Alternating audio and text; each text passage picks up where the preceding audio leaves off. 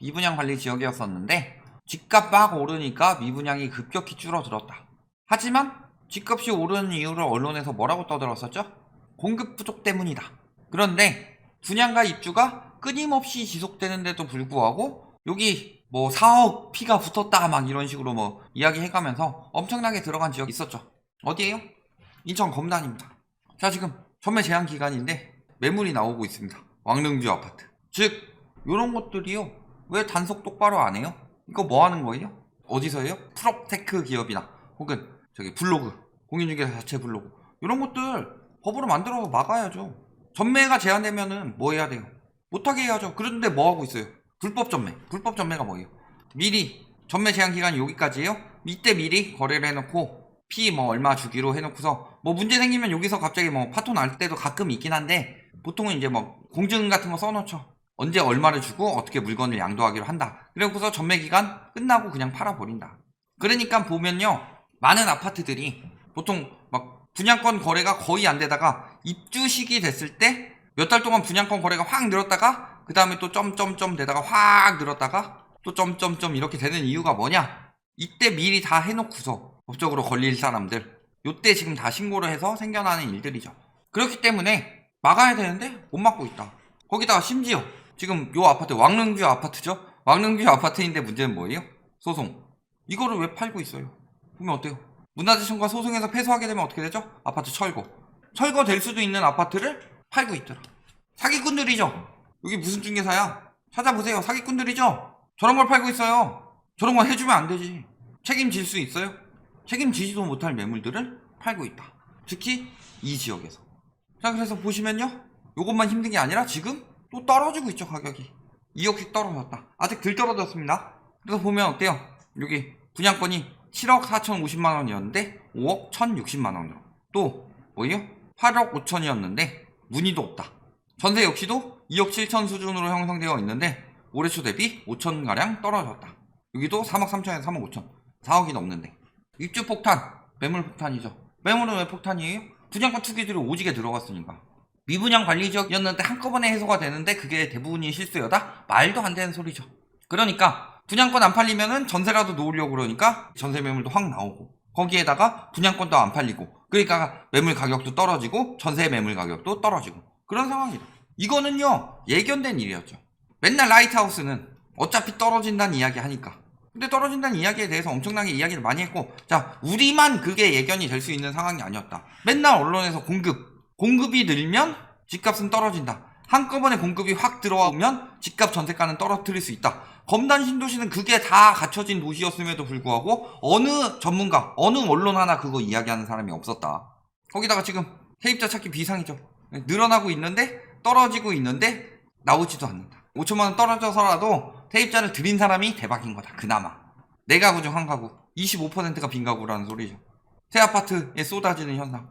어딜 봐서 어디가 공급이 부족해요? 공급 부족한 지역 없죠? 연내 2단계 준공 1만 가구 추가 입주 들어옵니다. 근데 또 들어옵니다. 또 개박살이 난다는 소리예요. 보면은 저기 검단신도시 서구, 당하동, 마전동, 불로동, 원당동, 대곡동 일원이니까 서구 보시면요, 서구는 뭐 물론 검단뿐만이 아니라 몇 군데 더 있죠. 뭐 송도라든가. 그런데 지금 매매 가격 지수가 뚝 떨어지고 있죠. 지속적으로 떨어지고 있다. 매매만 그래요? 전세도 마찬가지다. 매매 떨어지고 전세 떨어지고 공급 과잉이고 전세 매물 늘어나고 입주 아직도 굉장히 많이 남아있고, 답은 나왔죠. 이거는 집값 상승론자들도 오른다고 못하는 지역이다. 그런데 작년에 왜 그렇게 뛰었냐? 작년 재작년에 풍선 효과니 뭐니. 자, 거기다 전세가율도 떨어지고 있습니다. 앞으로 더더욱 안 팔릴 겁니다. 집값 낮춰도 전세가가 더 빨리 떨어졌으니까. 그렇죠? 거래량 보세요. 그래도 막 그때 막 풍선 효과 조장했을 때도 이 정도 팔렸는데 지금은 이렇게 팔리고 있어요. 근데 앞으로 경쟁자는 계속 늘어납니다. 입주가 계속 들어오니까. 그래서 거래 현황 보면요, 고점 찍었어요. 언제? 작년 11월에. 안 팔려요. 호가만 버티고 있죠. 여기서 1억 더, 난 1억 더 벌고 싶어. 안 팔리죠. 직거래가 오히려 고점 찍고 있죠. 그리고 요거는 뭐 분양권이 아니죠. 그리고 보면은 어때요? 막 올랐다고 하는데 뭐 이전에 여기까지 올랐지만 요게 이상한 거래였죠.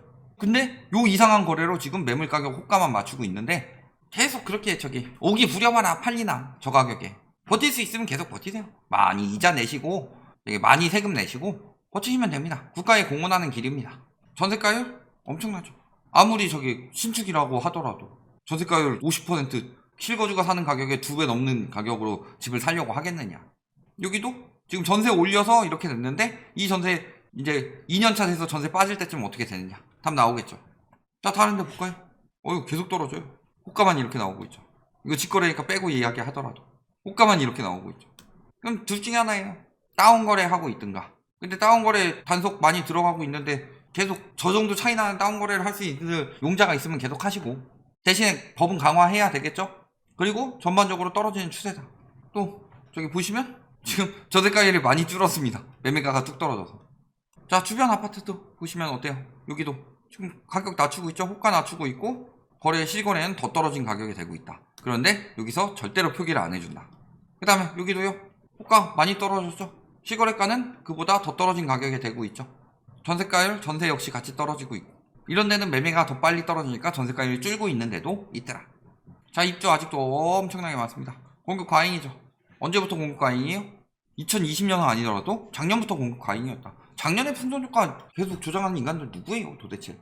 지금 매물 막 단지별로 막 200개 300개씩 쌓여 있습니다. 1100가구 중에서 250개가 전세 매물로 나와 있어요. 1200가구 중에서 340개가 매물로 나와 있어요. 심각한 상황이죠. 매물도 지금 서구 전반적으로 봤는데 전세 월세 매물 계속 늘어나고 있다. 뭐 길게 볼 것도 없습니다. 그 다음에 뭐 공공 분양도 엄청 많아요. 근데 공급 더 늘어날 것, 검단뿐만이 아니라 다 보이죠. 그런데 희소성 높아지는 택지지구, 뭐 분양 주목 검단 요기, 그러면서 575가구 모집에 46,070명이 몰리며 80대 1을 기록했다. 어이? 그렇죠. 실상을 안 보고 있는 거죠. 부산 에코 델타 시티를 비롯 고양 지축, 그 다음에 인천 검단, 파주 운정, 이런 데가 대표적인 공급 과잉 지역인데 변론, 바로 변론입니다. 그 예전부터 저희가 경고했던 지역이 두 군데가 있었죠. 수원하고 인천. 그 중에서도 인천이 요 두 군데를 왜 계속 이야기를 했어요? 공급 과잉인데 풍선 효과라는 말로 포장을 한다. 그래서 이 풍선 효과란 말로 모든 걸 가렸지만 공급이 과잉이었다는 거죠. 그런데 수요가 몰리면서 가격이 뛰었다. 그렇기 때문에 요 가격은 굉장히, 이거는 저희는 뭐 집값 정상화론자이지만 집값 하락론자라고 불리니까, 폭락론자라고 불리니까, 폭락이라고 불리니까 빼고 집값 상승론자들도 무슨 이야기를 많이 했어요? 공급이 부족하기 때문에 오르는 거다. 지금 집값이 거품이 있다 없다를 떠나서 있다고 하는 인간들도 있고 아직 뭐 더 오른다고 하는 인간들도 있고, 그런 인간들마저도 공급 맨날 이야기를 했었죠.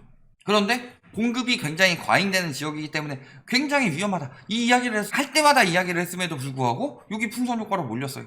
그런데 그 중에서 인천 중에서도 공급의 탑 오브 탑은 어디다? 다른 인천 지역의 그냥 커피라면 여기는 TOP인 지역이 검단이었다. 그리고 검단이 어느 정도 인기가 없었냐, 실수요들에게 어느 정도 인기가 없었냐, 미분양 관리 지역까지 지정된 지역이었다. 그만큼 여기가 굉장히 상황이 안 좋았다는 거죠. 그럼에도 불구하고 뭐가 많이 들어갔어요? 그때 막 피가 막 프리미엄이 엄청나게 많이 붙었죠. 그 결과 지금 어때요? 결국 중요한 건 실수요인데, 매매든 전세든 실수요가 중요한데 매매도 실수요가 안 받아주니까 지금 피가 2억씩 떨어지고 있다고 합니다. 아직 프리미엄이 붙어있는 단지들이 있어요. 그리고 전세도요, 지금 가격 떨어지고 매물 엄청나게 늘어나고 있죠. 굉장히 지금 저기는 앞으로 엄청나게, 여기에 전세 수요도 줄고 매매 수요도 주니까 앞으로 엄청나게 위험해질 수밖에 없더라.